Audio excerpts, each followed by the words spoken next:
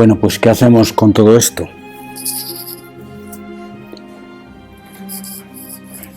Si no hay límites, si no hay fronteras, ¿quién soy yo? ¿De qué va mi vida? ¿Para qué estoy aquí?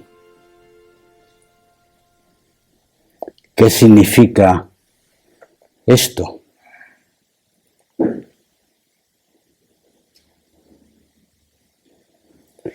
Si no hay separación, si no existe un yo individual, si todos somos, como diría el poeta místico, el amado, o formamos parte de un entramado de existencia, ¿por qué sufrimos? ¿Por qué hay sufrimiento en el mundo? ¿Por qué hay explotación? ¿Por qué se venden los niños por sexo? ¿Por qué se maltrata a las mujeres? ¿Por qué caen bombas en la casa de los pobres? Son dos tipos de preguntas. Respecto a la primera, ya hace 2600 años, un señor que tenía un nombre terrible, se llamaba Malinkiaputa, se presentó al Buda cuando estaba acompañado de Ananda y le dijo: honorable señor, yo quiero formar parte de los adeptos, pero no lo haré hasta que no me des claridad en algunas cuestiones que me inquietan. ¿El universo es infinito? ¿El tiempo es eterno? ¿El cuerpo y el alma son dos entidades separadas? ¿El Buda permanecerá después de la muerte? ¿Existen ciclos de vida?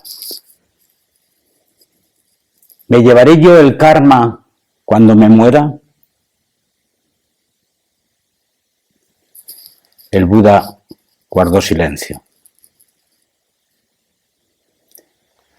Malinkiaputa insistió, enfadado. Entonces, honorable señor, ¿puedes decirme si el universo es limitado? ¿Si el tiempo tiene un final y un principio? ¿Si el cuerpo y el alma son la misma cosa? ¿Si no hay vida después de la muerte? ¿Si el Buda no permanecerá cuando muera? ¿Y si el karma acaba cuando yo termine? El Buda mantuvo silencio.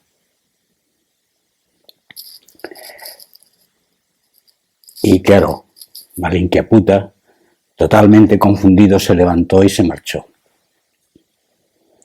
Ananda, que era como un alma inocente que acompañaba al Buda continuamente, le pregunta: Señor, ¿por qué no le has contestado? El Buda dijo: si hubiera contestado a lo primero, habría dado base para el eternalismo.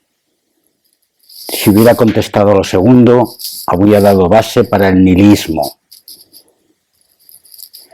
Perder el tiempo en estas disquisiciones lleva a la locura y además causa irritación en las relaciones entre las personas. Y este es el famoso texto en el cual se basan los indeterminados, que inmediatamente María Jesús me corregirá diciendo que no son tan indeterminados, pero los que lo decidieron determinar son los hacedores de religión, no el Buda. Pero todas las ideologías, todas las religiones, todos los dogmas están a vueltas con estas preguntas. Porque estas preguntas en tiempos modernos sería: ¿cuál es el significado del mundo? ¿Para qué vivo? ¿Cuál es la estructura de la existencia? ¿Cuál es el designio que guía todo lo que existe? Es lo que se llama la alternativa descriptiva. Tendemos a describir, a encerrar la descripción en un dogma y a llamarlo verdad.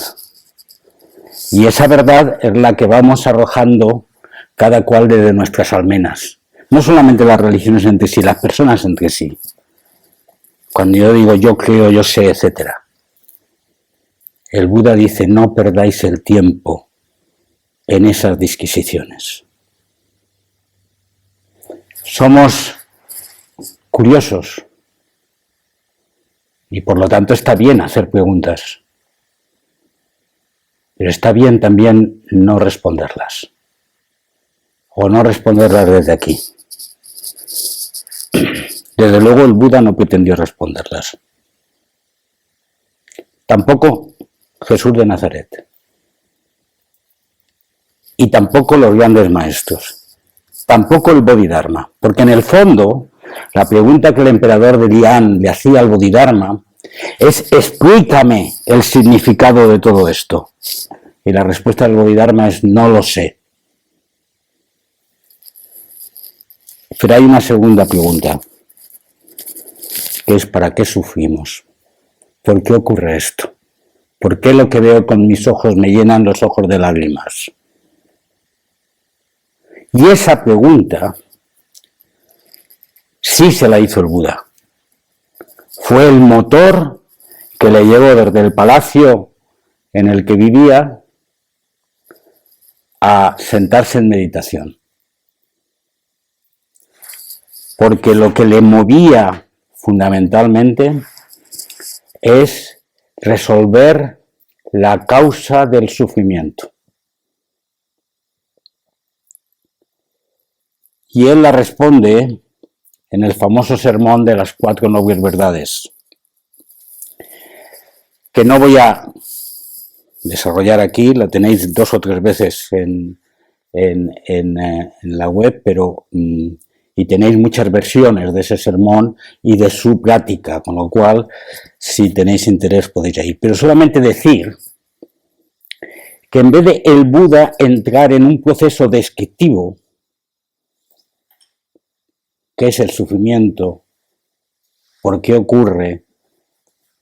¿Cuál es la descripción de ella? Entra en un plan de acción. Nos propone un plan de acción. Se vuelve pragmático. No se vuelve descriptivo. Nuestra mente tiende a ser descriptiva. Nuestra vida es pragmática. Y propone 4 acciones. 4 acciones que se desdoblan en 12, pero en principio hablemos hoy de 4 acciones. Frente al sufrimiento, mirarle de frente. Conocer la relación. Enfrentarse a la realidad, al drama de la vida y mirar profundamente. No cerrar los ojos, no escapar de ese drama. Esa es la primera noble acción que propone. La segunda es el rechazo del origen del sufrimiento, que es el circuito de depredación que los seres humanos tenemos, de búsqueda de nuestros deseos y necesidades, nuestros apegos, nuestros agarres. El rechazo propone un camino vital para liberarse de esto. La tercera acción que propone es experimentar la unión, la comunión, la vida sin apegos, que es todo lo que hemos recorrido en estos días. Experimentar el gozo de vivir plenamente en cada momento. Y la cuarta obligación, que no es cuarta porque están integradas entre sí, es el cultivo del octuple camino, que en síntesis es: estate aquí y mira, estate aquí y mira. Esta es la propuesta, la respuesta de Siddhartha Gautama a el dilema del sufrimiento. Que hay que decir que el término dukkha, que es el término que se traduce por sufrimiento, es muy restrictivo, tal como está, porque lo que significa sufrimiento, pero también significa el drama continuo de la existencia. O sea, lo inacabado de lo existente. Contemplar continuamente. Si vemos a un niño llorar, mirar. Si vemos un corazón encogido, mirar. Si vemos a gente muriéndose de hambre, mirar. No volver la vista. Eso es lo que dice como primera noble verdad, noble acción. Segundo, liberarnos para poder actuar en consecuencia, para estar allí. Tercero, saber que hay un gozo profundo en la comunión y que podemos vivirlo. Y cuarto, continuamente caminar. Lo iré ahí en el gate para Sancate, ¿ok?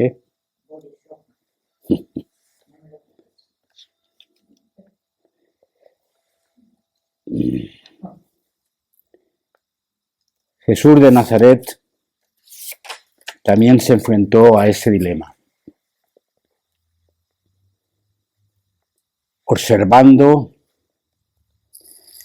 la pobreza y la penuria de los pobres de Galilea, que perdían continuamente. Fue un tiempo en el cual el imperio quiso construir Séforis y Tiberíades. Los ricos se reunieron en esas ciudades y enajenaban a los arrendatarios, a los campesinos del campo, y había más y más lo que hoy llamaríamos sin techo en aquel tiempo. Y él se dirige a los sin techo, se dirige a la gente que realmente está desesperada. Entra en el desierto, se enfrenta a su propia metanoia, a su propia transformación. Estoy empleando términos, lógicamente, donde excluyo las interpretaciones religiosas, y vuelve proponiendo una fórmula que en griego se llama basileia, que es el reino de Dios. Y ese reino de Dios es una alternativa al sistema de dominación que existía y que veían sus ojos. Una transformación de las conciencias desde la no violencia al sistema de dominación del templo, al sistema de dominación del imperio. Aunque él era un no violento, era terriblemente peligroso, se le capturó y se le mató. Y la historia de Jesús de Nazaret, desde una perspectiva laica, es la historia de un profeta fracasado. Pero su mensaje tenía tal fuerza que generó una pléyade de seguidores. Se escribieron más de 100 evangelios en el periodo de las décadas posteriores y se transformó posteriormente en una religión que ha impregnado toda la cultura de Occidente.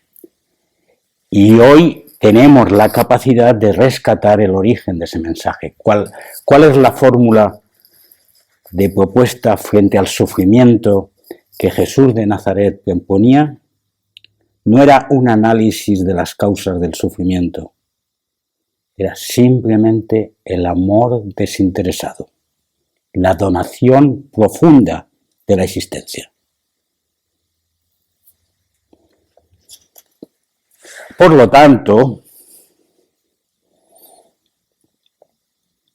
primero tenemos que mirar y aceptar profundamente en nuestras carnes esta realidad que intuimos, siguiendo la primera noble verdad, noble acción del Buda. Y siguiendo a Lynch, ¿os acordáis de ese koan que dice: hay un hombre auténtico, dijéramos una persona auténtica, sin rango, entrando y saliendo continuamente de esa carne, y no la veis? Mirad, mirad. Está dirigiéndose a cada uno de los que estaban escuchando, diciendo: hay algo que no estáis viendo, y está entrando y saliendo continuamente de ti, en cada momento, en cada experiencia, en cada manifestación. Y añade: la persona que está escuchando el Dharma no tiene forma, no tiene características, no tiene raíces ni origen, ningún lugar seguro, pero está vibrantemente vivo. Esto es, tú, yo, realmente no tenemos forma propia. Esto es identidad separada. Realmente no tenemos hogar pequeñito en el cual refugiarme. Realmente no tengo un origen ni un final. Pero estoy vibrantemente vivo. Mirar profundamente implica aceptar plenamente esta existencia en este momento. Si hacemos eso y dejamos de darle vueltas a la pájara y a la mona, empezaremos el espacio pragmático. Y si dejamos de hacerle vueltas a intentar ser dioses menores que controlamos la existencia y que sabemos de qué va esto, seguiremos humildemente el camino de los maestros.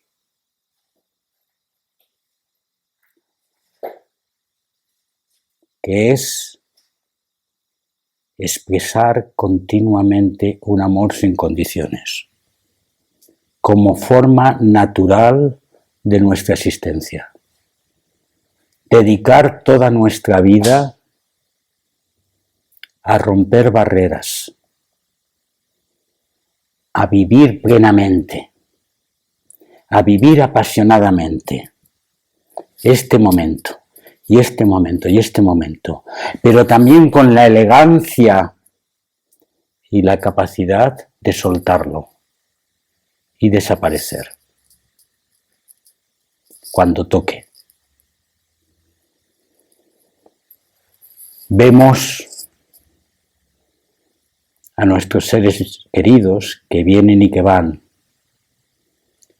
Vemos nuestra juventud que estuvo y ya no está. Vemos la enfermedad, vemos el drama, vemos y vivimos en nuestra carne las tensiones de este universo que está pariendo dolor, pero también está expresando belleza. Y en esta expresión tenemos que ser, y tenemos que no creernos intérpretes, controladores, capaces de domellar el universo y de cambiarle, sino simplemente tenemos que ser. Y como diría el poeta, danzar con el amado. Aceptar no saber. Aceptar que no tenemos la respuesta, pero que estamos dispuestos a estar aquí.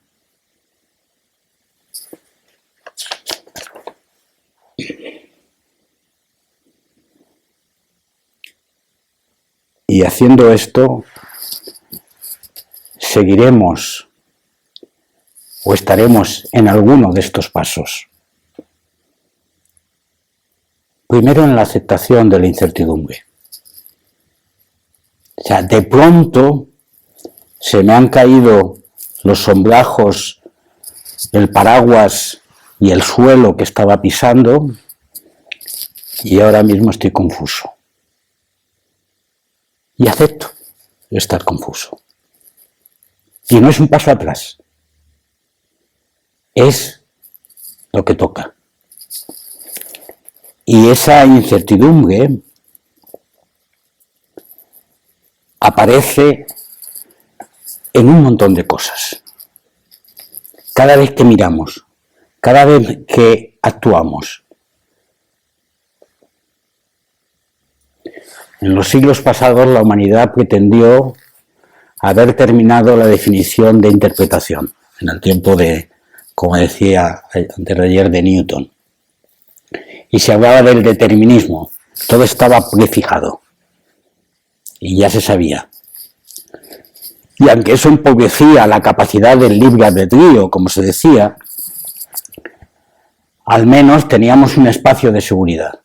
Eso se acabó. Y hay que aceptar profundamente en el plano personal y en el plano social la incertidumbre.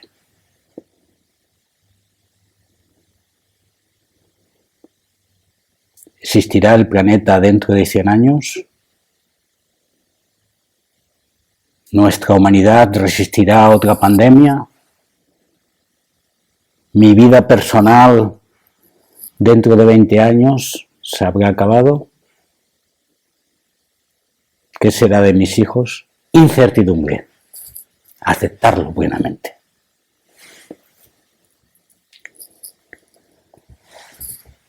Aceptar que todo está aquí.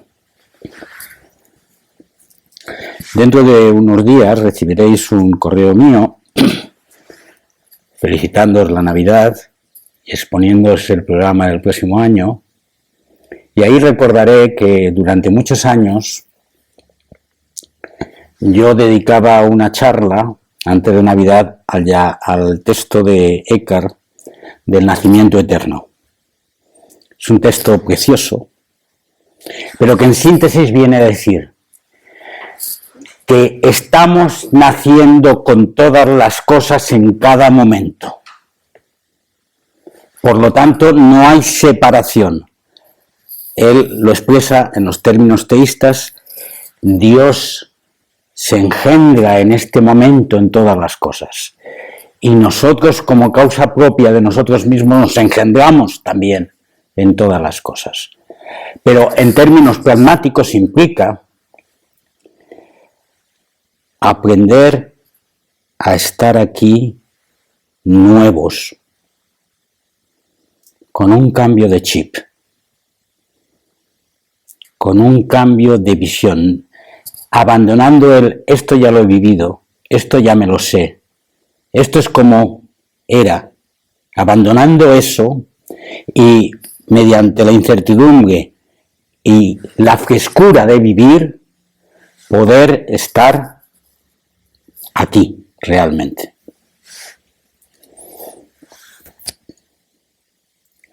Dejar de correr y aprender a mirar. Tercero. Dejar de correr en respuestas por respuestas a las múltiples preguntas. Dejar de correr en solucionar la vida para nosotros, para el mundo y para la gente y para nuestros proyectos. dejar de correr en búsqueda de seres que satisfagan nuestra necesidad,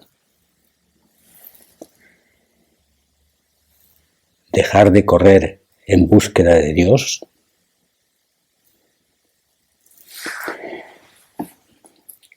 dejar de correr en búsqueda de la creación de espacios de seguridad,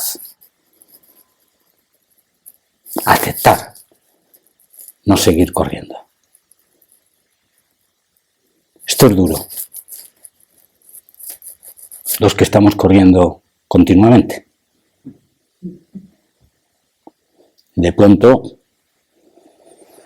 nos volvemos nómadas de nosotros mismos. Como estoy planteando, son unas propuestas pragmáticas.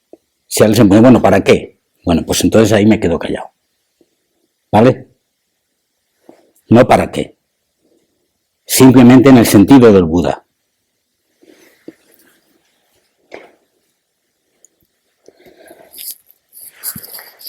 Frenar esa manía neurótica que tenemos de deslizarnos hacia el mundo de las palabras y de las ideas.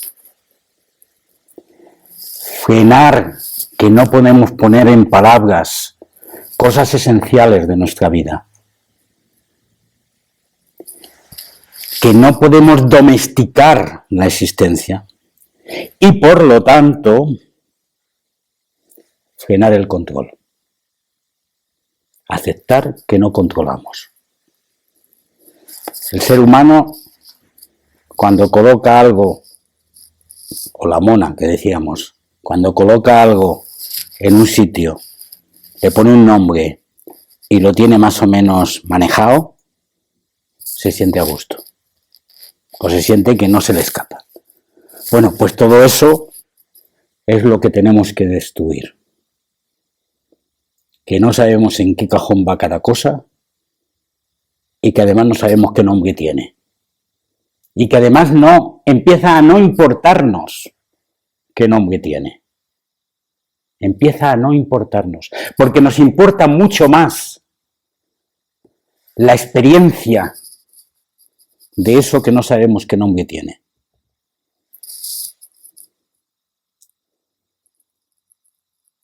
Abrir las fronteras y los límites en nuestra existencia. Hay muchos esquemas concretos en los cuales esto puede pasar.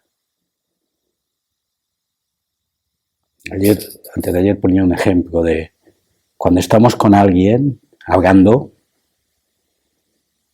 establecemos inmediatamente las pequeñas murallas y sitios. Primero le colocamos un cartelito, luego escucho lo que me interesa, estoy preparando qué le digo, la respuesta que le voy a dar, filtro lo que se plantea, le coloco colores a eso que hay y al final a lo mejor ni siquiera estoy viendo a la persona y desde luego mucho menos al contexto de alrededor. Realmente no estoy escuchando con el corazón totalmente abierto y tal, porque me da miedo. Me da miedo el que sentirme vulnerable y que de pronto al escuchar de esa manera se me vea que soy vulnerable. Comentaba yo con Olga que los médicos y los psicólogos somos terribles en eso. Porque como la gente nos ha dado el poder de interpretar, somos como Dios. No nos mojamos y además va lo que va. Si no nos interesa, recetita y punto. Y si nos interesa, le dimos un montón de palabras, como si tuviéramos la fórmula de la verdad en nuestra cabeza. Por eso a los médicos y a los psicólogos nos cuesta más venir a esto, a romper el control, a rendirnos y a aceptar no saber.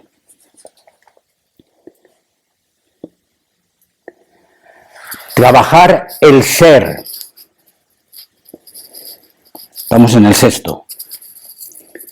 Trabajar el ser, que es trabajar la quietud. Nuestra gran experiencia del zazen es reducir todo aquello que justifica la existencia humana para simplemente ser. Estamos despiertos, atentos, miramos, vemos pero no miramos, oímos pero no escuchamos, tenemos piernas pero no las movemos, fluyen emociones pero dejamos que pasen como pajarillos, fluyen pensamientos y le decimos hola y adiós. Lo que hacemos es desbaratar toda la justificación de una existencia basada en el qué, para qué y por qué. Y simplemente cultivamos el ser. Pues eso tenemos que hacer en nuestra vida cotidiana también. Y voy al gate.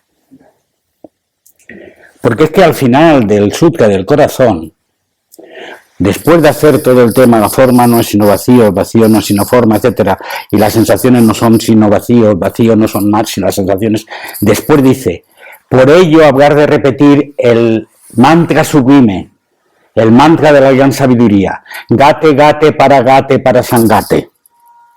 Le añade, eso lo añadió alguien en plan religioso,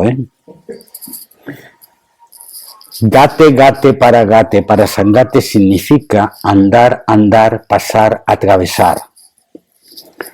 Significa romper los esquemas, claro, lo que tendría que decir andar hacia, o llegar a, o buscar algo. Sin embargo, lo que habla es de lo mismo que habla el poeta Machado. Caminante no hay camino, sino andar. Cuando hay un río, pasar. Y cuando hay una barrera, atravesar.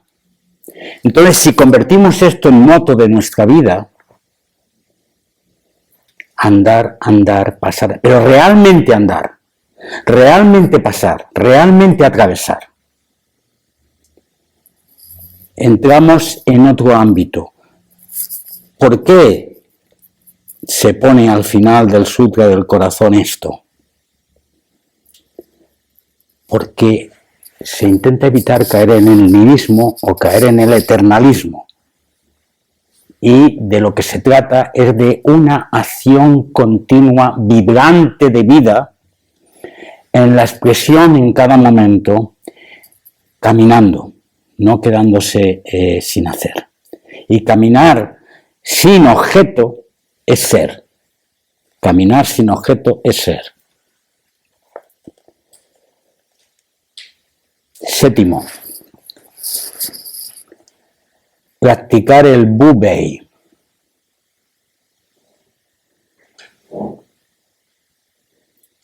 Esto es, practicar el no hacer haciendo. Si profundamente creemos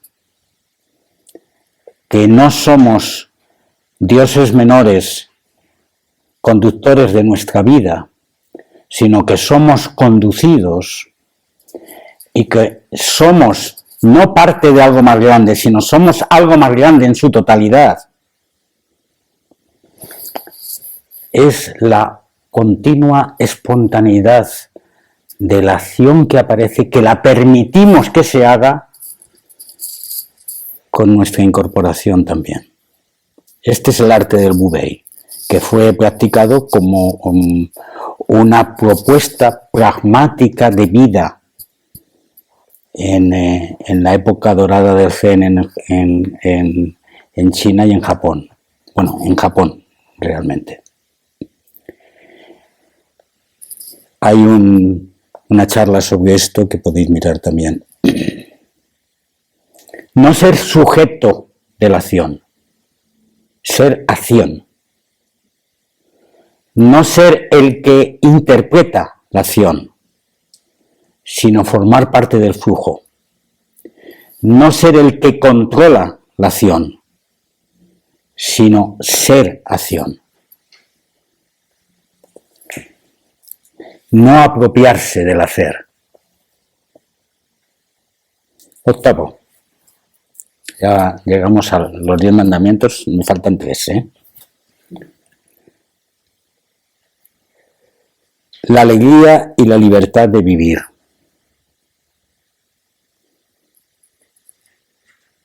Si todo esto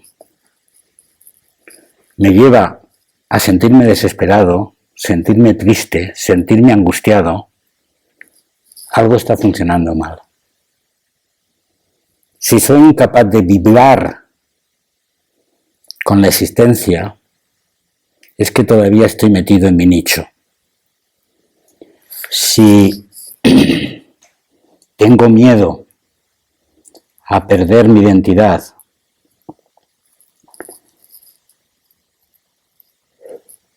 pues entonces es que estoy ahí agarradito todavía en la segunda noble verdad. Pero si me abro y me rindo abriéndome a la intemperie, experimentaré un gozo profundo por la vida que discurre en mí, a través de mí y fuera de mí. En algún momento tocará tristeza o llanto. En algún momento tocará gritar y experimentaré posiblemente el encogimiento, pero también estaré allí. Y también en ese momento, en el trasfondo, estaré vibrantemente vivo, como diría Lynch.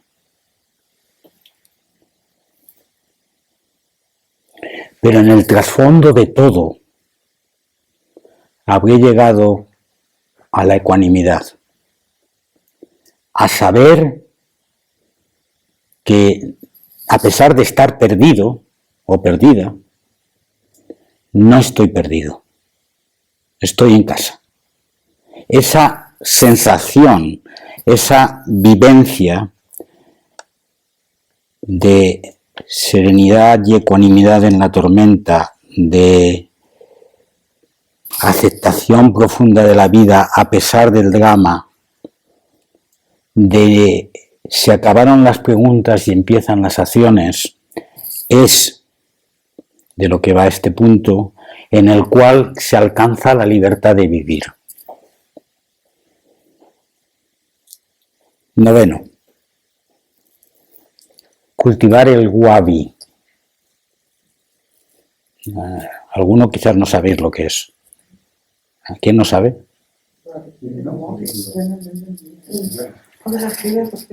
¿Habéis oído lo que es sabi? Cuando un objeto tiene sabi. Esto forma parte del arte del arte japonés, del ryokan, donde es el cultivo de la belleza imperfecta. Una cosa tiene sabi cuando ha sido profundamente cuidada a lo largo de los años y no tiene la belleza de fábrica, tiene otra belleza diferente. Por ejemplo, un cuero antiguo. Por ejemplo, un objeto este objeto, que me ha acompañado a mí los últimos 30 años y que ha sido cuidado y que ha sido doblado centenares de veces y a pesar de que parece viejo y deshojado, tiene una belleza especial. Eso lo encontráis en una serie de objetos. Esta casa tiene algunos elementos de sabi también. Pues eso mismo en la persona. Una persona que tiene wabi tiene una belleza que traspasa la belleza física, la belleza aparente, y es una belleza profunda que es consecuencia de que ha llegado a casa de que tiene esa ecuanimidad, esa serenidad, pero además tiene la elegancia de vivir en medio del drama. Y encontraréis, eso a veces hay personas que lo llaman carisma, pero es otra cosa. Es la elegancia profunda de esa belleza del que se sabe que no es la perfección, pero manifiesta continuamente la vida. Eso es Wabi. ¿Cómo es el deletrea? W-A-B-I. Lo encontraréis, no lo expresan como lo he expresado yo, pero encontraréis gente que habla mucho de esto, del Wabi Sabi. O sea, hay gente que no tiene Wabi, pero se llena de Sabi, se llena de objetos con Sabi para aparentar, ¿eh?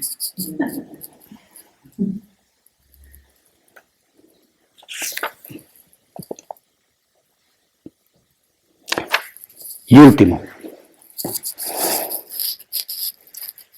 aceptar ser amor.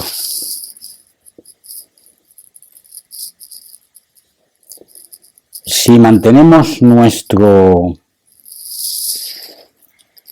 ser individual, si mantenemos nuestra esfera de propiedad, podemos a lo mejor llegar a ser amantes, con un esfuerzo.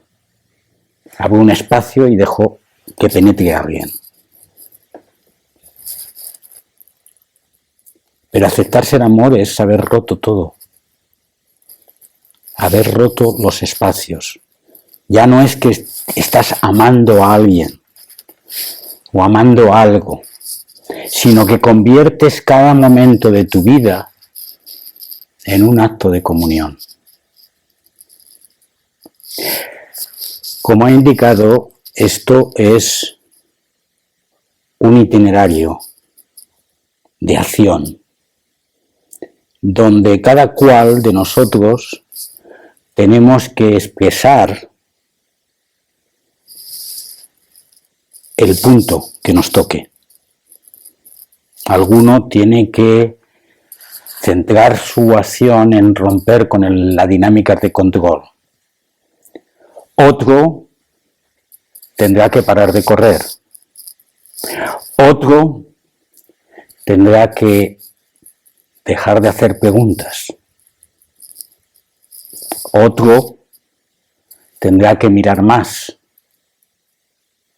Otro tendrá que mostrar la belleza que tiene dentro, que la tiene muy escondidita. Otro tendrá que sentarse más en quietud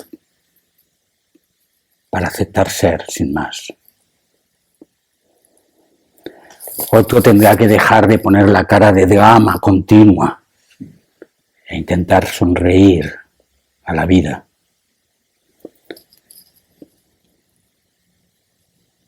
Todos tenemos que ser amor, antes o después. Mientras retardemos el espacio para ser amor, que significa ser comunión, que significa compartir, que significa dejar espacio común, no es esa cosa que el corazón humano se ha inventado del amor romántico, sino que es algo mucho más grande, pues estaremos encerrados en nuestra celda. Y seguramente los antiguos maestros pasarán de vez en cuando con la llave diciendo: ¿cuándo vas a salir? ¿Cuándo vas a salir? Maestro, es que no me atrevo. Es que todavía no me toca. Bueno, voy a esperar a ver si la siguiente sesión me toca. Bueno, pues hasta aquí.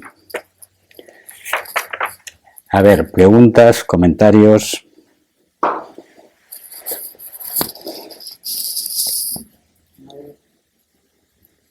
Hoy no habla María Jesús, por lo tanto.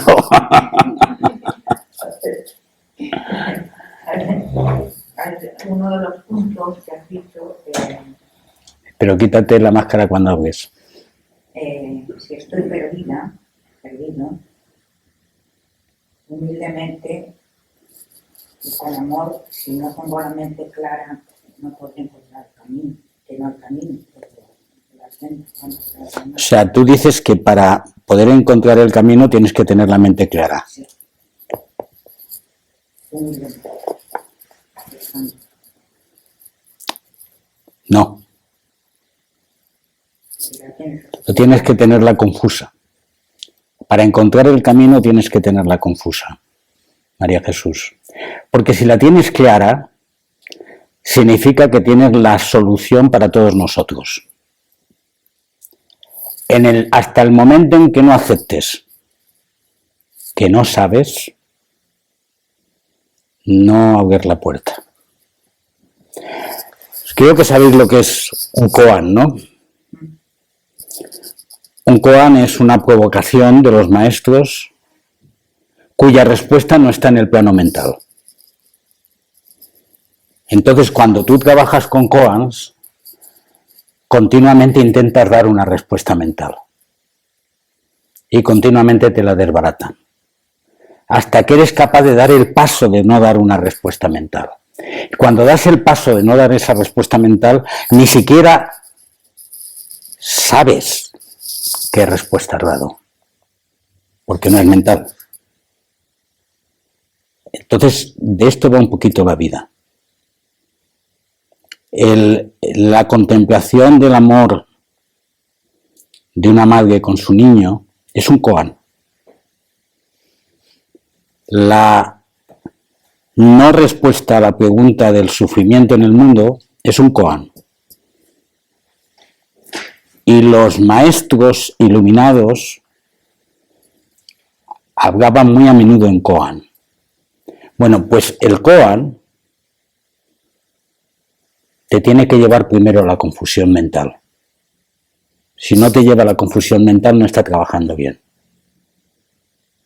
pero tampoco sirve, no sé, te ponen un koan, no puedes decir no sé, tienes que seguir y seguir y seguir. Tienes que quemar tus libros, María Jesús. ¿Qué más?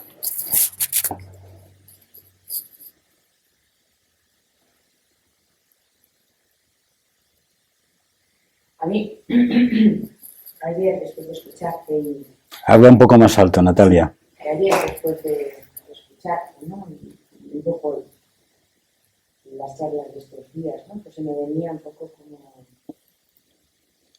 la imagen a la cabeza de que en realidad un poco nuestra locura viene de que estamos defendiendo algo que no existe y que un poco se trata de abrir las puertas del castillo, dejar de defender algo que no existe y dejar que entre, ¿no? ¿Dejar qué? Que entre la vida, ¿no? Entonces, que cuando nos sentamos aquí, todas estas horas, pues que es un poco como lavavajillas y lavadora para la mente, para el corazón, para después poder hacer eso. Y que tenemos que seguir haciéndolo para después ¡pum! El viaje ya empezó. ¡Hey! Ya estamos aquí viviendo. Está pasando el tiempo, ¿no? Pues ir aprendiendo a hacerlo sin defender. Porque en realidad esos límites que un poco hablabas, no es que sean como los límites físicos, sino que son los límites que ponemos por querer defendernos todo el rato del amor también. No sé si habéis oído los que estáis por ahí. ¿Sí? ¿Se oye? No, dicen que no.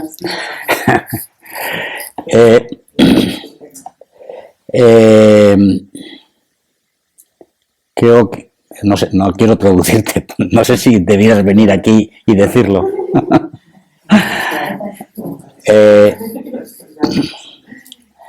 Tenemos que ser capaces, decía Natalia, de dejarnos de poner cosas que no existen que son esos límites que nos queremos tener, que son esas barreras, y que cuando nos sentamos lo que hacemos es precisamente eso, el intentar quitar esos límites para dejar paso a que se exprese lo que se tiene que expresar. ¿Te he interpretado bien?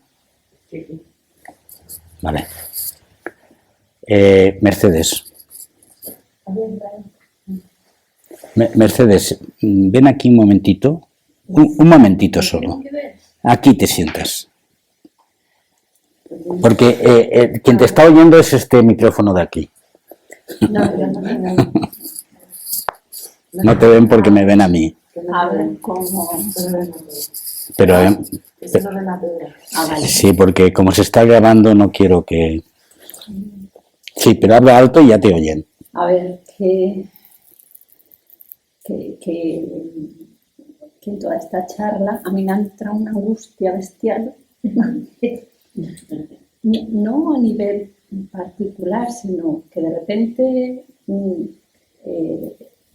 bueno, claro, has hablado precisamente del origen del sufrimiento y ahora me entra la risa, pero hay una cosa en TikTok de cosas absurdamente absurdas que hace la especie humana y se llama "nos extinguiremos solos". No sé si lo habéis oído. Sí. Bueno, nos extinguiremos solos. Y esa es un poquito...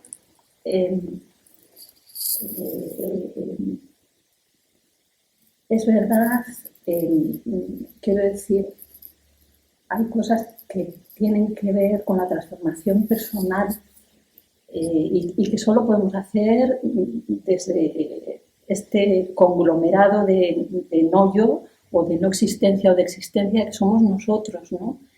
Pero hay una realidad más grande que nos trasciende, en la que efectivamente estamos todos y es la sombra o el mal, porque sí, el niño que sufre o la mujer que es maltratada, ahí hay alguien que por todas estas causas de las que estamos hablando, pero que está ejerciendo algo ahí y el transformarse uno mismo. Yo entiendo lo que quieres decir de que sí, o sea, romper nuestros propios esquemas, intentar funcionar o, en fin, expresar la vida sin andamiajes y bueno, pero la sombra colectiva está ahí.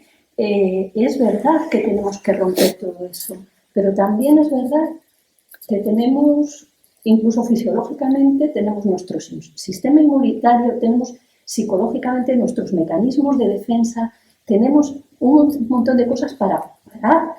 ¿Por qué el virus es mejor o peor? Y de repente, o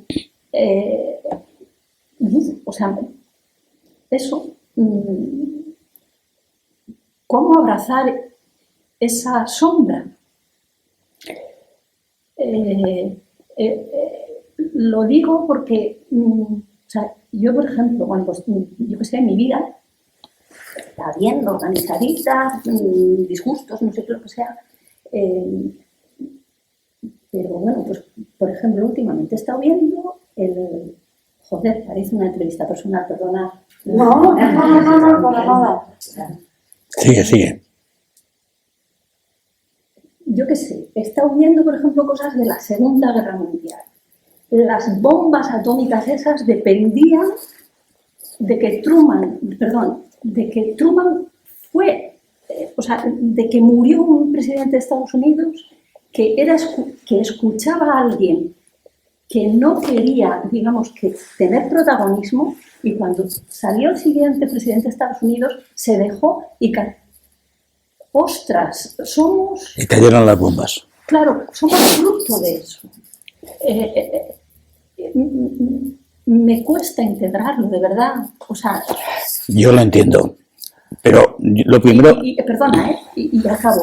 Y digo eso y entonces entiendo lo que dices porque en el caso tuyo has cogido y estás ahí, Pedro. O sea, te has ido a un sitio donde estás viviendo en el día a día. O sea, Sí, pero hay un problema en lo que estás diciendo, que es que entra dentro de la primera categoría del por qué, para qué, etcétera. ¿Existe mal en el mundo? O sea, el mal absoluto existe. Eso es el tipo de pregunta que el Buda se quedaría callado. ¿Vale? ¿Es mal o es ignorancia? La sombra de la cual hablas es el reverso de la luz. Ya nos metemos ahí en una polémica filosófica donde nos perderemos. Yo creo, y yo entiendo perfectamente, Mercedes, que te haya entrado angustia a la hora de enfrentarse a eso. No solamente a ti, porque por lo que yo conozco de vosotros, a más de uno. Pero el tema es la acción.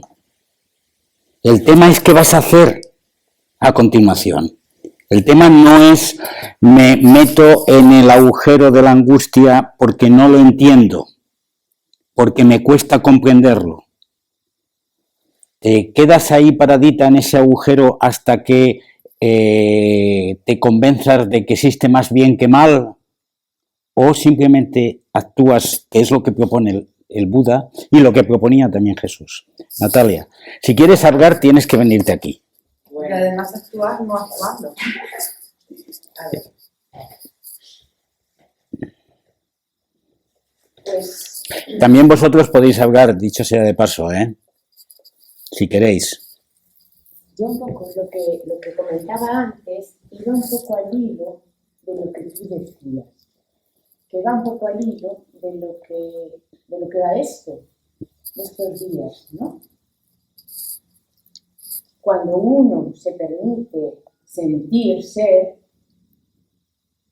y permite que esas barreras se caigan, pues viene de la mano de que te desgarre el sufrimiento que hay y también de sentir el amor.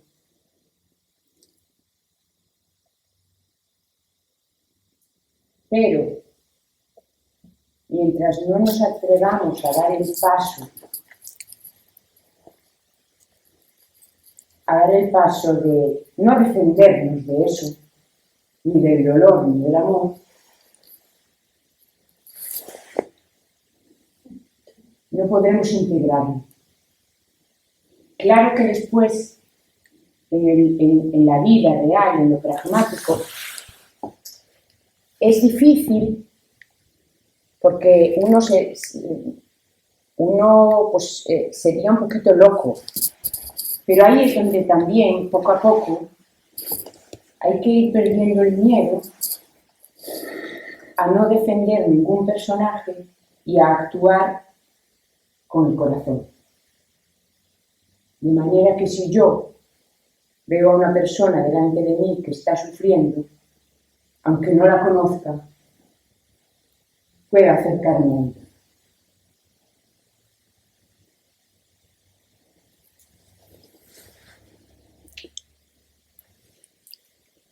Gracias, Natalia. Bien, de los compañeros que estáis en online, ¿queréis hablar alguno? Sí, Victoria, por favor. A ver, intenta hablar porque estás silenciada. No, estás bien. Intenta hablar a ver si se te oye. Perdona. No sé por qué no se oye esto. Ah, porque está aquí. Micrófono integrado. No, el altavoz está bien. El volumen de la tele. El volumen lo subí, el volumen le he subido ahora. Un momentito. En un momento lo arreglamos. Está puesto, está puesto.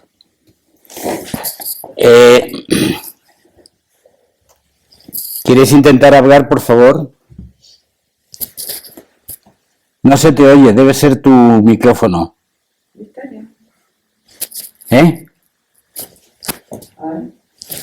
No se te oye, ¿no? Es que me está hablando. A ver, Pere, di algo para que sepamos si funciona. No se ve, no se ve. No se oye. No, es que lo tiene apagado él. Claro. No está. La- Ahora. Bien. Decía que si alguien quiere opinar en esto que estamos hablando, pues sí, habla bien. Mira, al respecto de lo que tú has dicho, me venía una frase de Vicente Ferrer que decía que el hambre no estaba venido para entenderla, sino para quitarlo.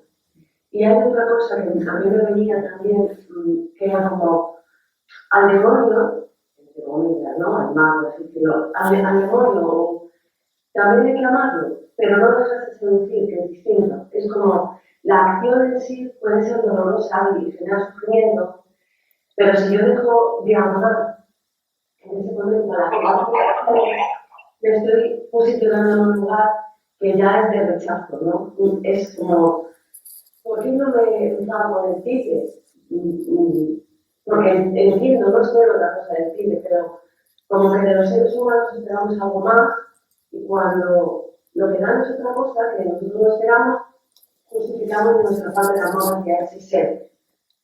Que a lo mejor, si tuviéramos la información de su recorrido, pues entenderíamos muchas cosas. Entonces, yo creo que se trata también de eso, no pretender entenderlo todo, sino que el amor está para amar y más allá de eso, pues, y el hambre para quitarla, ¿no? Eso es lo que... Y entiendo eso que dices, si nos empezamos a meter en cosas como ¿por qué está mal? ¿Por qué unos nacen con mejor? ¿Por qué otros con peor? ¿Cuándo es el principio? ¿Cuándo? Pues eso ya es lo que vale, ¿no? Ahí es el maestro lo que decides, y eso ya no se puede hablar, ¿no? Porque estamos allá de las palabras, pero en este estadio en el que estamos de vida comunitaria, por así decirlo, el amor es lo unificado y el amor, pues si no se da mal porque alguien hace algo que no me gusta, pues me lo estoy perdiendo. Eso que planteas, Victoria, fue un debate... ¿Perdón? Soy Ana. Ana, perdona, Ana Siguero.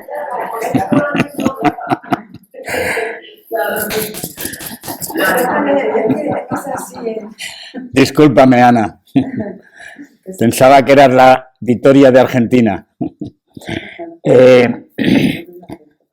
Tiene que ver con el debate que se hizo antaño cuando el tema de los movimientos de no violencia, en relación con el tema de rechazar la opresión pero amar al opresor, que es un poco que es la aceptación plena de la persona como parte de la existencia. Eso va en el camino diferente al tema de la aceptación del mal absoluto en el mundo, sino más bien un proceso de ignorancia o de incapacidad. Pero es muy difícil aceptarlo así cuando uno ve las maldades que producimos, ¿no? Mercedes. Miguel Ángel, pero aquí.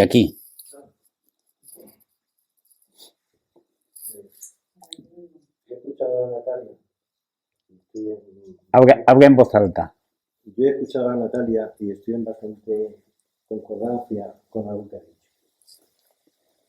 A ver, yo puedo decir que tengo un gran contacto con el sufrimiento humano. Llevo 18 años de voluntario en el teléfono de la esclava. Doy cursos de crecimiento personal y de ayuda a personas que están en conflicto. Y, Vuélvete un poquito porque el micrófono está aquí. Y bueno, me gustaría compartir mi experiencia con vosotros. Y es, ¿qué puedo hacer yo en el mundo para solucionar todo esto? El mundo no es justo, ¿qué pasa? Pues es así, mi conclusión personal es, la vida no es justa. La vida es. ¿Y qué puedo hacer yo?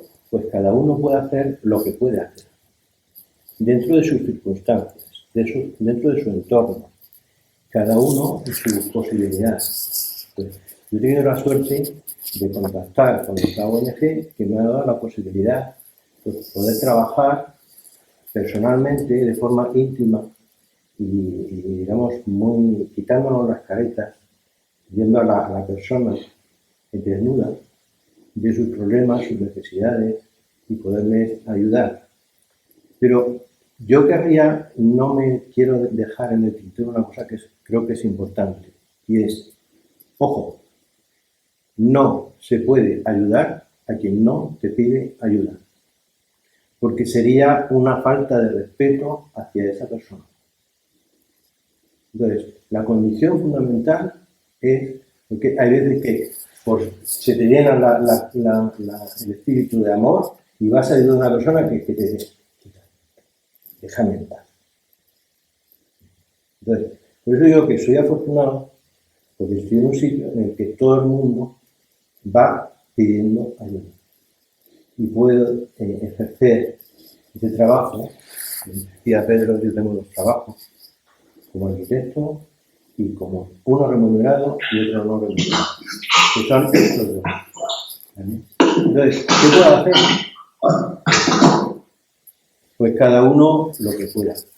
Todos somos personas con capacidad de ayudar a otros. Lo único que hace falta es estar en esa predisposición que el trabajo con la meditación te abre a la compasión, te abre a ayudar, a abrirte a los demás, a compartir con los demás y simplemente ejercerlo. ¿Yo puedo quitar el hambre del mundo? No. Pero a esta persona que está aquí a mi lado, quizás sí lo puedo ayudar. Ojo, ayudarla a que resuelva sus problemas, a que se ayude ella. No hacerle la sopa y ya está. Entonces, no me estaba callado, pero no me he podido callar cuando ha surgido este tema por parte de varios de vosotros, ¿no? Entonces, simplemente eso, pues es que todos somos agentes de ayuda hacia otras personas y todos tenemos capacidad de ayudar a otras personas, cada uno donde está y cuando surge, con respeto y pidiendo permiso. Y todos necesitamos ayuda. Y todos, yo soy agente de ayuda y yo soy necesitado de ayuda, porque eso no es un papel, eso es una circunstancia. Que en un momento estás en un lado y en otro momento estás en otro. Correcto.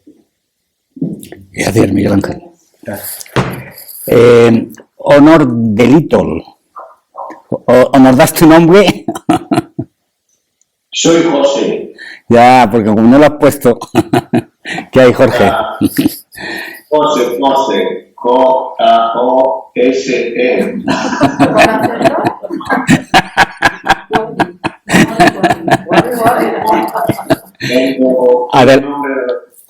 Adelante, José.